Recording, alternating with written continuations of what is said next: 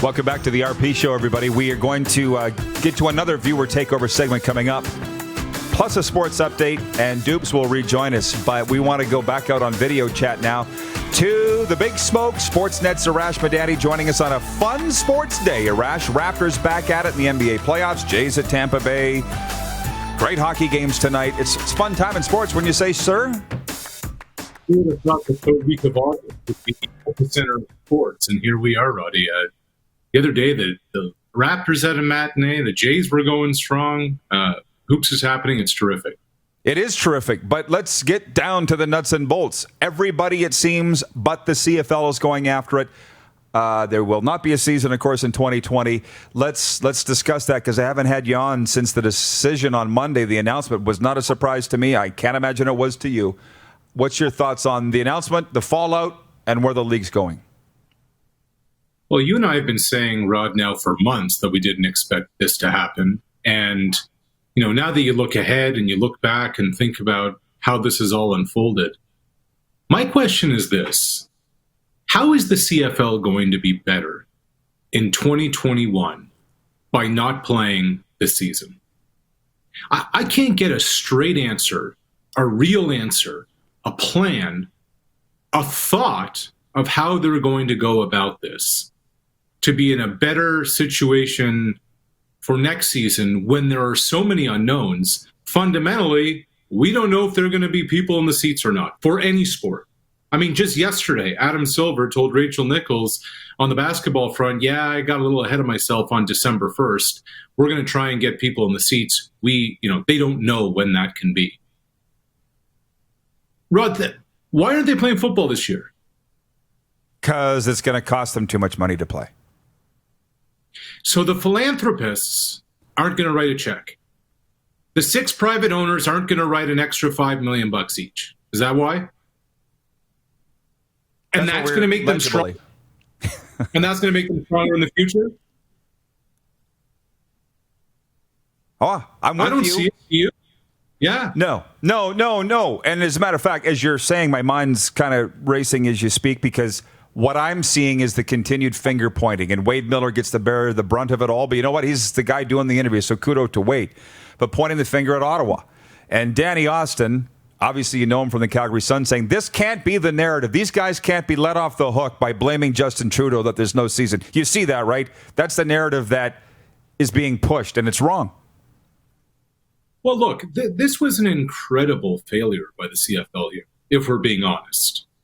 Look, there's a friend of mine, she likes hand-woven pillows. There's a small business in the east coast of Canada that a woman actually by hand knits these pillows. Rod, that business got $40,000 from the government. That's $40,000 more than the zero that the CFL got. Now, what happens, Rod, when a player doesn't get it done? When a player continues to fail in their grade sheet? They get released, they get benched. There's a consequence to the action. We can go back and look at what happened here. And on May 7th, May 8th, whatever day that was that Randy Ambrosie went in front of the House Finance Committee, that was an epic failure by the Canadian Football League. It was an epic failure on how they managed the $150 million narrative. It was an epic failure because Randy went in there without a business plan. And it was beyond a failure because not only had they not had communication with the players and been in lockstep with the players, Rod, Randy wasn't even ready for the question. How can that be?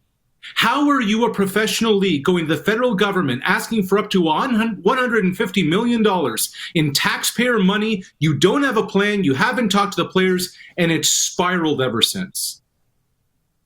And then you go up there and say that these owners are philanthropists. Well, if the philanthropists each put up $5 more million, these guys are playing right now. So, and then I'm listening to Randy on Tim and Sid the other day, and 2 things stood out to me. One is that he says, well, I didn't create the virus. I don't have a laboratory in my home. If you're a leader, Rod, if you're a leader This is where you have to step up. This is where you have to be it. You're the face of this league. And you say, I don't have a laboratory at home. I didn't create the virus. Another key point here is that Sid Cicero asked Ambrosi, hey, what's going on with the players and their medical benefits and what? And Randy said, well, I'm waiting to hear from our lawyer. He's doing the media rounds. He's not even involved in the conversation with the players. He's leaving it to the lawyers. You just canceled your league and you can't go in there and be part of that conversation. And to suggest that moving ahead, that the CFL is going to take the Larry Smith model of what the Alouettes were able to do in Montreal. And it was a great renaissance downtown at McGill. But let's remember, that was 1997. That was before we owned these things. That was during dial-up internet. That's when there was a tree growing out of the stands over there at McGill. And he wants to take a 20-year impromptu business plan to be the future of the CFL in 2021 and beyond. But Roddy, what are we listening to right now? I know. And by the way, comments coming in from our viewers as we roll. Graham says, I love the CFL, but government should not bail out the league. I don't think the government should have been expected to bail out the league. Personally, I would have liked to have seen it, but I would like the CFL to have been self-sustaining. That's what we're trying to get at here. And there are more questions. Remind me of Matt in Kitchener has a question for Arash. But I guess the question to me, Arash, it's not even a question maybe, but as long as they continue to point fingers at the government and nobody wants to look in the mirror in the CFL, I'm afraid for what's going to change because they don't realize yet they have a problem. Or if they do realize it, they're not admitting it. I've been speaking with a couple of people in major leadership positions in different factions involved in the CFL. And Rod, this is the fundamental problem that they're hopeful will change, but I promise you will not. You do not have a league going in the same direction.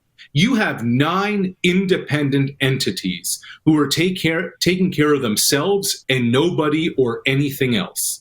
And if the direction these organizations each are going in happen to be in lockstep with what the league wants to do, okay, great.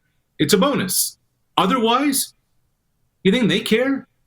And that's not going to change. It's not going to change with so long as the leadership that you have with these people running these organizations. So how are they going to turn around and say, suddenly we care about the collective?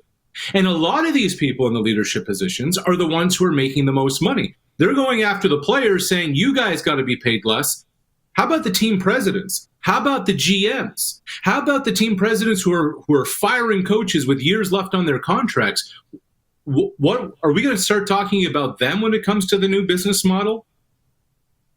And to suggest that CFL 2.0 and international expansion is going to be the lightning bolt that is going to save it all is just so far-fetched and just so absurd. It may help, Rod. It may be one of the ingredients in your dish, but it ain't the steak and it ain't the salmon. And you're not getting full on a spice. I'll tell you that much. I know, and I'm seeing these comments, and for a long time I thought it was just a smokescreen, and now I'm starting to panic and realize they actually believe this stuff that's coming out of their mouth. That's worse about CFL 2.0, and it's Ottawa's fault, and blah, blah, blah, blah, blah. Now, this is a quasi CFL question. Matt in Kitchener wants to know your take on Torontonians looking down on the CFL, and also how, here it is, hi, I'm going to read it word for word. Maybe you can see it. Hi from Kitchener. Arash's opinion, please, on how Toronto looks down on the CFL because it isn't the best league, just like how they look down on the CPL compared to the MLS. Especially when we went to air in Ontario on Game Plus, Arash, I'm hearing from a ton of Torontonians that love the CFL. They love the Argos. They grew up as Argo fans. You live there, man. I've never lived there a day. Can the CFL be a factor in Toronto again? How long have we been asking this question? A long time. And Matt, let me just correct you, Matt, and I appreciate the question. I really do. It's not the lip service how everybody answers questions these days, but I would correct you on this, that the MLS, congratulations to what they've accomplished over the last couple of decades, but they're nowhere near the best league in the world. I mean, you have the Premiership and you have La Liga, and even if you want to take it further, Champions League. Alphonso Davies of Edmonton is going to be playing in the Champions League final for Bayern Munich, which is just amazing. I would actually put MLS and CFL kind of in that same category, that they are not the number one league in what they do. And, I would put the CPL somewhere in the neighborhood of a feeder system, a minor league, a AAA, if you will, or AA. So that's where it is. But Rod, forever in the Toronto scene, I mean, going back to 15 years ago when you and I first were talking, doesn't it just seem in Toronto it's just a litany of excuses and just a lot of whining? First it was, the reason it's not working is because Rogers Center is not giving the good dates. And then they were able to get the dates they wanted. And then it was, the problem is David Braley's the owner. And then the problem became, they're not downtown at BMO. And then they get downtown at BMO and they're starting to run out of excuses, Rod. They're almost like the Toronto Maple Leafs not being able to get out of the first round of the playoffs for 16 years. I don't know if it can be correctable, but from where I sit, if I look at the MLS team and the CFL team, that MLS team has a following in stadium. It is a terrific in stadium experience. People are into it. Their fan base is passionate. The Argos have a small fan base. They go, but they are irrelevant in this marketplace. And I would say that Toronto FC has an edge up on them in terms of the water cooler conversation. When Toronto FC won, it was a deal here. People were talking about it for a couple of weeks. When the Argos won the Grey Cup, and they've won 2 in the last 8 years, it just felt like nobody even knew it happened. Oh, I'm sure. Did the Raptors championship make Toronto a better sports town, by the way? It obviously improved the mood, but we've said for years it's one of the worst sports towns because the teams haven't won forever, but the Raptors won. How much did that make a dent in that reputation? I don't know because it's so hard to know. It was a massive parade. It was a great following. In a lot of ways, for the viewers old enough to remember, I think what the Raptors did last year is similar to what the Jays did in 92, 93, that it became more of a national team than anything else. I feel that's what the Raptors were able to accomplish. Yeah, well, it's certainly fun to watch. Look, and speaking of, what is the NBA playoffs chair over your right shoulder? What venue is that, by the way? It's been catching my eye every interview. Yes. I've never asked. I don't know. I can't remember which playoff series I grabbed it from, but I think it was the first year of the Lowry DeRozan when they lost to Brooklyn in 7.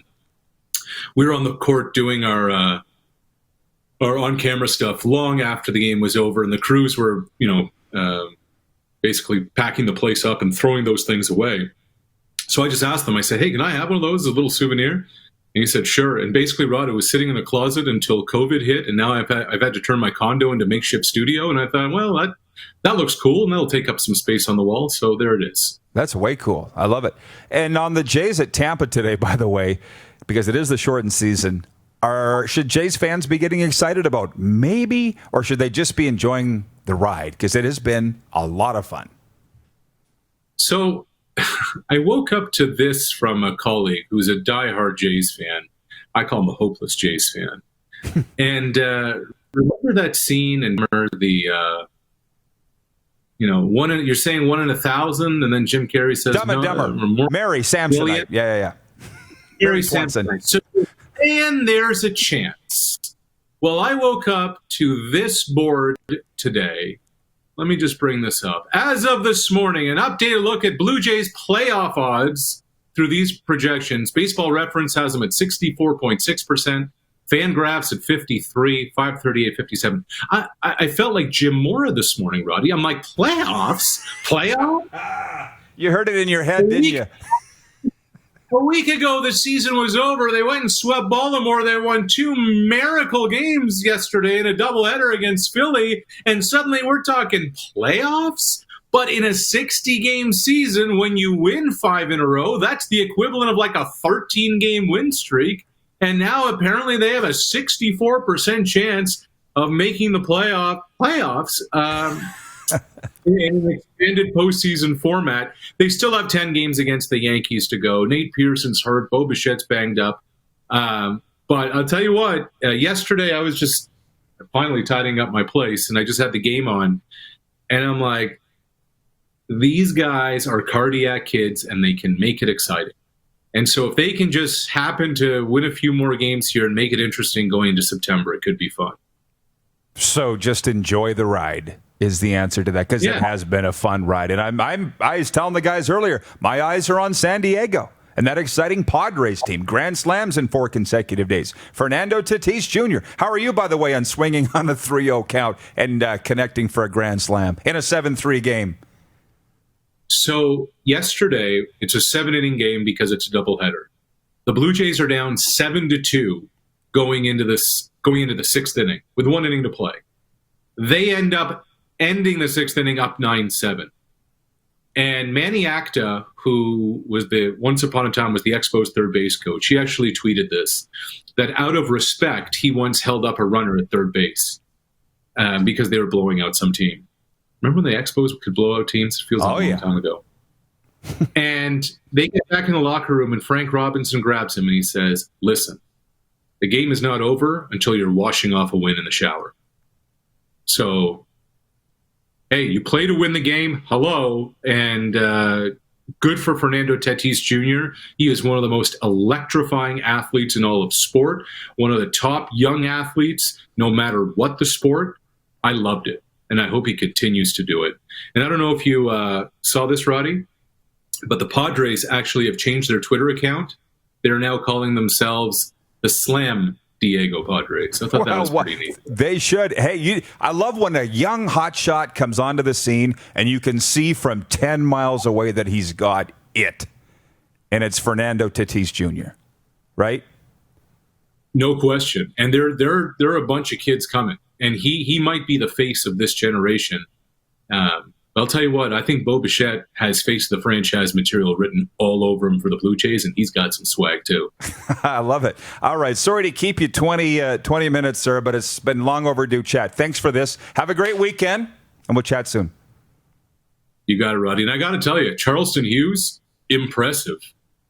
Get a headset on him when his playing career is over. That guy's got a future in this crazy industry. We will. Just got to display the personality and the characters. That's a big part of what the CFL needs. Thank you, sir. Okay, man. Arash Madani in downtown Toronto joining us on video chat. You're watching Rod Pedersen On Demand. For more of The Rod Pedersen Show, visit rodpedersen.com or follow Rod Pedersen on social media.